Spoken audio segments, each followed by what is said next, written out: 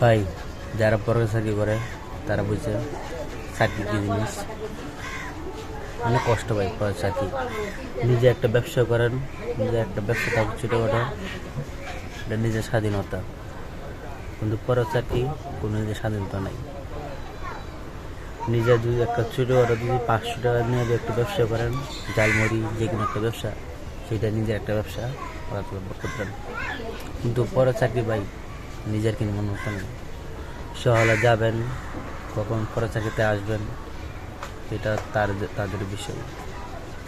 যাবেন আপনার ইচ্ছা, কিন্তু আপনি বাসা আসবেন ওদের ইচ্ছা।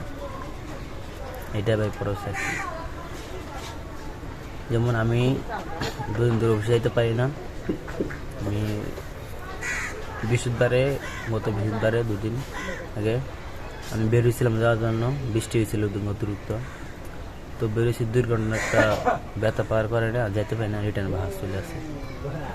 ওদিনকে আবার বেতন দিছে, বেতন দিচ্ছে, কিন্তু আমার বিকাশে টাকা আসে না।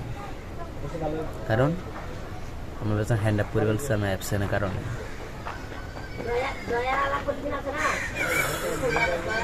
কি করার না ভাই, পরে চাকরি করি,